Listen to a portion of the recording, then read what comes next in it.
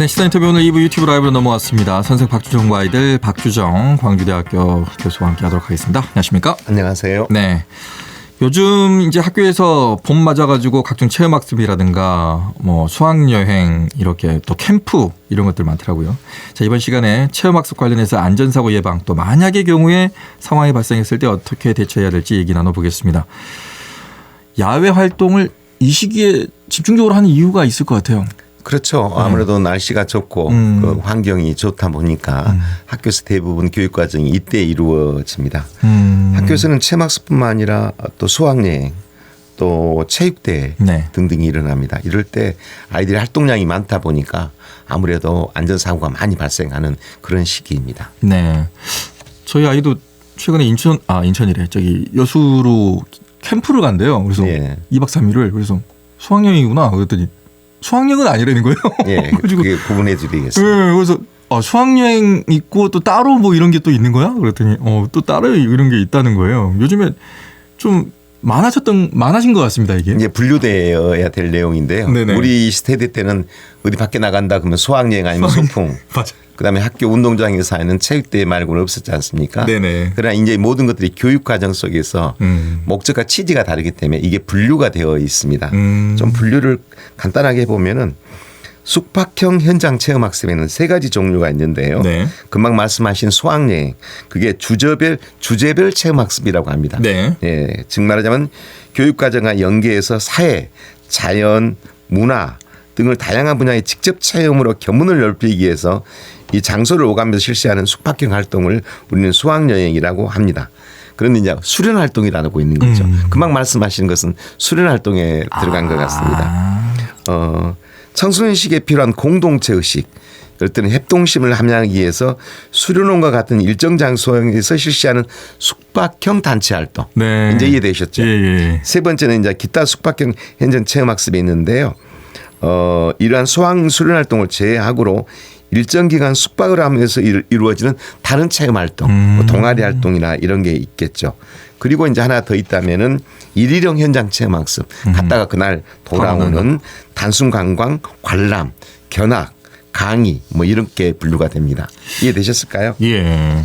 그러니까 가서 뭐 했어 그랬더니 강의만 들었어. 아, 그럼 그 강의형인가? 강의형인가 봐요. 네네네. 요즘 수학여행은 어떻게 갑니까? 요즘에는 뭐 해외도 자주 가더라고요. 그렇습니다. 일단 이 수학여행 하면은 떠오르는 그 아픔이 있죠. 배에서 많은 아이들이. 예, 맞아요. 예, 그래서 맞아요. 더욱더 저는 이번 이 주제를 제가 가지고 왔는데요. 예전에는 많은 학생들이 줄줄이 대형 버스를 타고 갔던 기억이 있으시죠. 맞아요. 그리고 아이들은 저녁에는 내내 놀고 맞아요. 낮에는 버스 안에서 자고 내리라고 하면 내리지도 않고. 그러나 그 시절에는 그 수학여행이 아이들에게는 가장 아이들과 잘 어울리고 즐거웠습니다. 추억이 됐다. 맞습니다. 그런 거였지 않습니까? 네. 그런데 이런 대형 사고가 일어나다 보니까 학교에서는 소규모 현장 체험학습을 하게끔 하고 있습니다. 그다음에 두 번째는 이동수단에 대한 안전조치가 굉장히 강화되어 있고요. 그리고 특정 시기에 일부 관광지 등 특정 지역을 가는 것을 가능하면 못하게 하고 있습니다. 그리고 학생, 학부모, 교직원의 의견 수렴이 방안이 의견 수렴하는 과정이 이루어져 있고요. 틀림없이 어려운 일이 이제 이렇게 어려운 일이 벌어질 수 있으니까 크게 3가지로 나눕니다. 소규모, 중규모, 대규모. 소규모는 5학급 이하, 98명 이하. 네. 그다음에 중규모는 중규모와 대규모는 4학급 이상일 때 우리는 이렇게 분류를 합니다. 왜 그렇게 하냐면 학급당 2명 또는 참여 학생 25명 기준 이상으로 있을 경우에는 2명의 인솔자를 확보하게 됐습니다. 인솔자. 쉽게 말하면은 한 25명을 데리고 가려면 인솔자가 2명이 있어야 되고요. 거기다가 누가 있어야 되냐면 안전지도사가 있어야만 가능하게 되어 있습니다. 안전지도사. 네. 왜 그렇게 된지 이렇게 지금 하고 있는지는 아마 여러분이 더 잘 아실 겁니다. 예, 과거에는 이런 게 체계적으로 잘 안 돼 있는 경우가 좀 있었잖아요. 없지 않아 있었죠. 예, 맞아요. 사고가 나오고 그러니까 네. 지나칠 만큼 꼼꼼하게 예, 이렇게 하고 있는데요. 네. 예, 반드시 허가 나거나 등록된 시설만 가게 되어 있습니다. 등록된 시절. 왜냐하면 이것도 기억나는 거 있습니다. 예전에 서해안 쪽 서산인가? 그렇죠, 그렇죠. 컨테이너 시설에 네. 그때도 아픔이 하나 있었고. 아이들의 안전이 담보되지 않는 곳은 갈 수 없다. 맞아요. 그래서 이런 아이들을 받아들이려면 완벽한 시설을 갖춰줘야 된다는 게 학교의 입장이죠. 그다음에 교원의 현장 임장 지도를 의무로 한다. 이러다 보니까 학교 현장에서는 밖에 야외 활동을 갈 경우 선생님들이 굉장히 부담을 느끼고 있는 게 사실입니다. 그럴 수 있습니다. 이게 송사의 지금 가서 주 원인이고요. 어떤 문제가 발생하면 선생님인 내가 어떻게 이 모든 걸 다 책임질 수 있느냐라는 것 때문에 노조와 교사 단체 그다음에 행정기관하고의 갈등이 좀 있지요. 조금 더 자세히 한다면요. 네. 학생 인솔자 여행자 보험 의무를 반드시 하게 돼 있습니다. 보험. 네, 보험 넣고요. 계약할 때는 표준 약관을 반드시 적용해야 되고 체험지 도착 후 대피로 어디로 도망갈 수 있는 무슨 일이 발생했을 때 이런 것들이 바로 뭐랄까요? 체크가 돼야만 가능하게 되어 있습니다. 네. 일단 사전 준비도 철저하게 좀 해야 되는 상황인 것 같고 또 가기 전에 네. 학생들한테 교육하는 시간도 있겠는데요, 이 정도면은? 예, 이제 다음 조금 이따가 더 구체적으로 이야기를 하겠습니다만 이렇게 치밀하게 계획을 하고 있지요. 있지만 만약에 사안이 발생했을 때, 어떻게 할 것인가를 대비해서 우리는 이런 수학여행을 가기 전에 제일 먼저 학교에서 하는 것이 비상시 현지 경찰서, 소방서, 보건소, 병원 등의 즉시 구조를 요청하고 응급구조기관의 지시에 따르게끔 만들어 되어 있습니다. 어느 외지라든가 어느 곳에서 상황이 발생했으면 그러한 협력기관에 바로 연락을 하게 돼 있고요. 그러한 문제가 만약에 발생했다. 아이가 다쳤다. 골절이 됐다. 쓰러졌다. 뭐 이런 일이 벌어지면 학교, 교사, 학생, 학부모의 비상연락망을 통해서 바로 SMS, 문자 서비스 등을 이용해서 연락하게 되어 있습니다. 즉 말하면 학교에서는 제일 먼저 학교장에게 그다음에 거기서는 지원청에게 그다음에 교육청에게 보고를 하게끔 되어 있지요. 일단 체계적으로 사안이 발생했을 경우에 어떻게 대응해야 된다는 그 체계는 다 이렇게 마련이 갖춰져 있고 꼼꼼히 되어 있습니다. 네. 운영 주체별 역할도 좀 나눠져 있을 것 그렇습니다. 같습니다. 이 이야기를 사실은 오늘은 제가 조금 시간이 가더라도 자세히 하려고 합니다. 왜냐하면 주체별 해야 될 이야기가 자기의 일이기 때문에 이걸 꼼꼼히 해주게 되면 다음에 문제가 발생을 하지 않거든요. 그렇죠. 제일 먼저가 학교장 또는 업무 담당자가 해야 될 일. 그다음에 두 번째 학생이 해야 될 일, 세 번째가 학부모가 해야 될 일. 이 세 가지로 크게 나눠 보겠습니다. 학교장 또는 업무 담당자가 하는 일 중에 활동하기 전에 체험 수련 활동을 가기 전에 그다음에 활동 중에 활동 후에 해야 될 일이 나누어져 있습니다. 먼저 활동 전에는요. 인솔 및 지도교사에게 응급처치 요령, 안전지도 요령, 비상탈출 방법 등에 대한 사전 연수를 먼저 실시합니다. 지도자에게. 그다음에 인솔 책임자와 인솔자를 지정하고 안전을 위한 임무를 배정해 줍니다. 세 번째는 수련시설 숙박업소 등을 이용할 경우 필요시 사전에 관할 시군구에 일정을 통보하여 위생 안전 점검을 요청해 둡니다. 네, 중요하죠. 모든 체험활동에서 시행 전 현장 답사를 해서 여부를 결정합니다. 답사를 반드시 가져야 된다는 거죠. 지도교사의 임장지도, 보험가입 여부, 안전요원 배치 등 안전조치에 관한 사항을 반드시 확인해야 되고요. 자, 어디를 떠나기 전에 뭐가 돼 있어야 되겠습니까? 음주 감지 등 운송수단별 안전수송에 유의합니다. 그런 일은 없겠지만요. 철저하게 해야 되겠네요. 술을 좀 드신 운전기사님이 오시게 되면 아침에 학교에서는 음주 측정기로 반드시 음주 측정을 하게 되어 있습니다. 조금이라도 잔류 음주가 나오면요. 거기서 바로 그분은 탑승할 수 없게 되죠. 생각해 보십시오. 음주 운전자가 잠을 덜 자서 술이 취한 상태에서 아이를 운전한다면 얼마나 큰일이 나겠습니까? 특히 제주도에서 그런 일이 있었죠. 비탈길을 오다가 졸음운전으로 인해서 대형 사고가 났던 일이 기억이 날 것입니다. 그다음에 차량을 계약할 때 정기 검사표, 차량, 그다음 점검 기록부 이런 것들을 꼼꼼히 따지고 있고요. 숙박 계약 시 해당 업체 건물의 배상 보험, 화재 보험이 들어있는가를 반드시 체크하게 되어 있습니다. 활동 중에 이제 이야기인데요. 이제 갔어요. 체험수련 활동을 근데 사고가 발생 즉시 구조 요청을 하는 겁니다. 이게 굉장히 중요한 말인데요. 괜찮니? 참을 수 있겠니? 어때? 괜찮아? 라고 하다 보면 아이가 위급한 상황이 올 수가 있습니다. 아, 그렇죠. 그리고 또 네. 긴장하거나 놀래가지고 제대로 된 답변을 안 할 수도 있습니다. 그렇습니다. 그런데 자꾸 괜찮겠니? 좀 누워 있을 수 있겠니? 이렇게 물을 수 있거든요. 그렇죠, 그렇죠. 그런 일이 있었습니다, 여러분. 제가 갔던 옛날의 일인데요. 아이가 조금 얼굴이 창백해서 어떤 분이 담임이었나 봐요.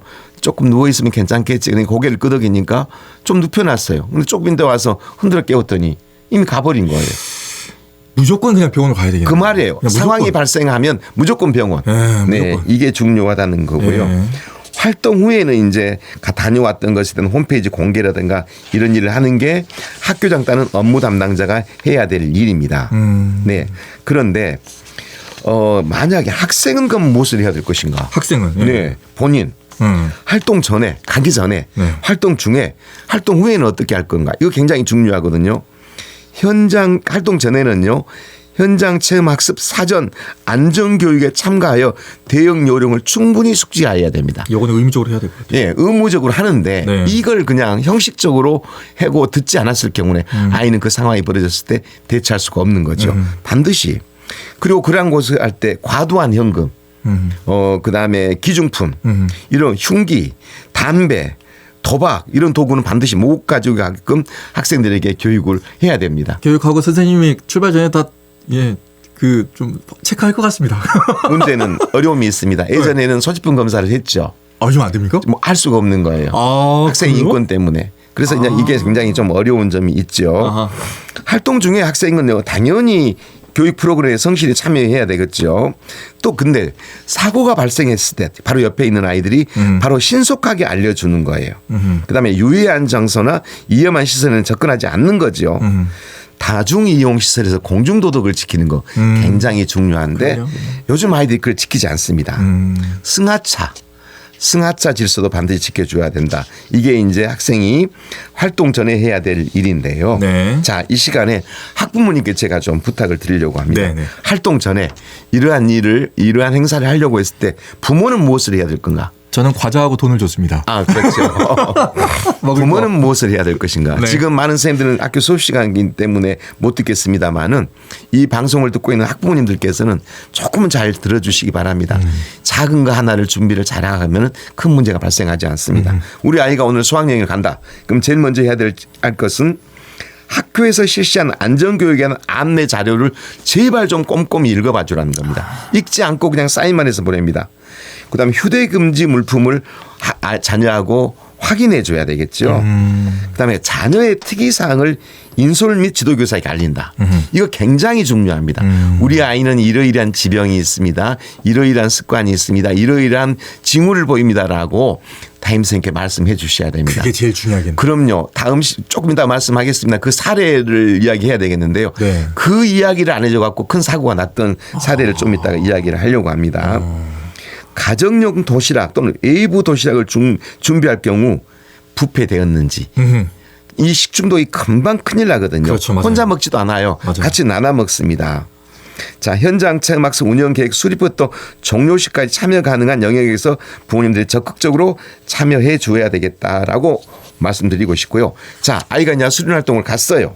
근데 거기서 어떤 문제가 발생했다고 바로 연락이 왔어요. 부모님은 만사를 제쳐놓고 아이에게 바로 가서 조치를 받아들여야 된다라는 것을 이야기하고 있습니다. 좀 놓치기 쉬운 일인데 활동 후 다녀와서 이제 부모는 다 끝났다고 생각하는데 그렇지 않습니다. 자녀가 어떻게 보냈는지 어떻게 보람된 시간을 보냈는지 거기서 불편은 없었는지 다른 점에 유의사항은 없었는지를 살피고 다음 피드백을 꼭 해줘야만 된다라는 말씀을 꼭 드리고 싶습니다. 교수님께서 교직에 계실 때 이제 사례 몇 가지 좀 얘기해 주신다고 하셨는데. 네. 말씀을 드리고 싶지 않은 정말 아픈 기억입니다. 꽤 오래전 한 20년 전이죠.